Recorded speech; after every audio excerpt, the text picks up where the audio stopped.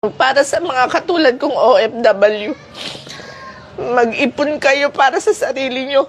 Huwag nyong ibigay lahat sa pamilya. Kasi hindi kayo nakakasiguro na pag tumanda kayo at wala na kayong pera, aalagaan kayo ng mga yan. Katulad ng nangyari sa akin, nung wala na akong pera, halos kaaway na ang turing sa akin. Parang ang sama-sama ko na. Nakikitira ka lang dyan. Hoy! Ano?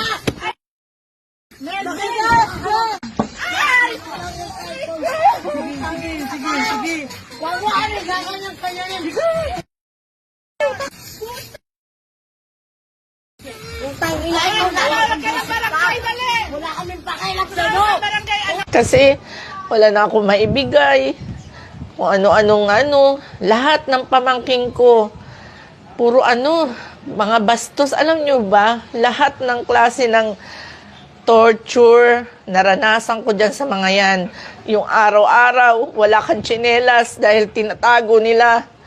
Mga halaman ko, binubunot. Mga nilaban ko, binubuhusan ng sunrocks. Maliligo ka, papatayan ka ng tubig. Matapos ang 30 taon na pagpapakahirap sa ibang bansa, isang OFW ang umuwi noong 2019 dahil siya ay nagkaroon ng mild stroke. Ibinigay niya ang kanyang mga naipundar sa kanyang mga kapamilya at sa kanyang mga nag-iisang anak. Pero sa kabila ng lahat ng kanyang ginawa, ayon sa kanya ay nakatanggap pa siya ng hindi magandang pagtrato mula sa mga taong ito. Ang ating exclusive na interview ay mapapanood natin ngayon. Ako po si Cleotilde Francisco, 53 years old. Single mother po ako. 30 years po ako sa abroad. 3 years na po akong nasa Pilipinas. 30 years po akong nagpakakuba sa abroad. Pinag-aral yung mga kapatid ko. Lahat tinulungan ko. Pero nung umuwi na po ako sa Pilipinas, wala nang mapala sa akin, nananakit na po. Tas kung ano-anong salita ang maririnig mo, pati yung anak ko, inano nila yan, yung binrainwash nila na wala akong kwentang ina, na kung ano-anong paninira ang sinasabi sa akin.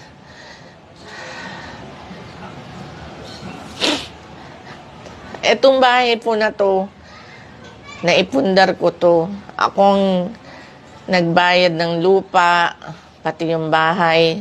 Etong akong nagpagawa. Ang hinihingi ko lang ho, etong second floor. Second floor lang para yung 2 kwarto, mapaupahan ko. Meron akong pera para pambili ng pagkain. Dahil hindi naman ho ako umasa sa kanila. Ang sabi ng anak ko, pokpok daw ako sa Singapore. Tapos yung sira na daw ulo ko. Kasi nga, yung gusto ko lang ho na yung magkaroon ako ng sarili kong pagkakakitaan, etong 2 pinto, na 1,500 lang ang upa. Lahat ho ng ginagawa, yung mga aso. Ewan ko ba, kahit hanggang ngayon tinatanong ko sa sarili ko, bakit galit na galit sila sa akin? Kahit nanay ko, tinatanong ko, bakit galit na galit sila sa akin?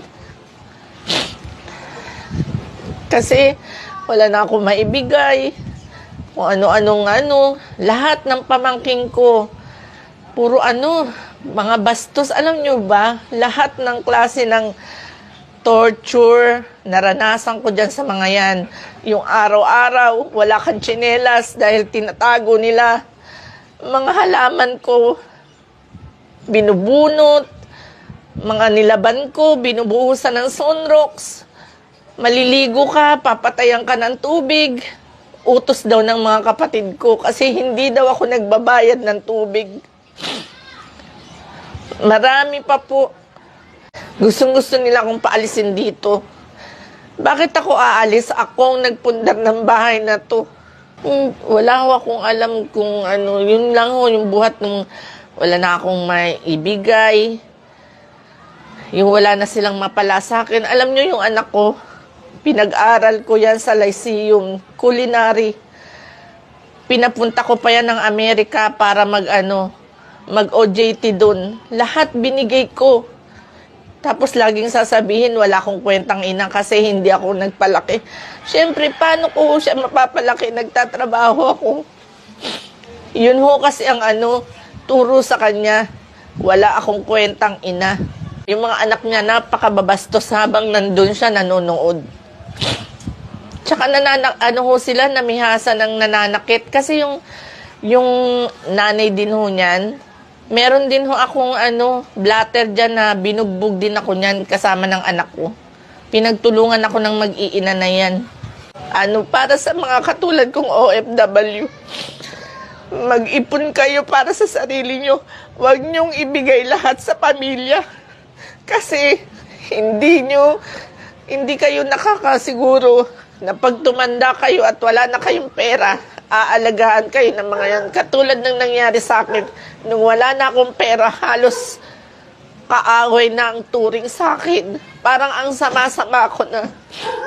Alam nyo kung maibabalik ko lang, nag-ipon ako para sa sarili ko.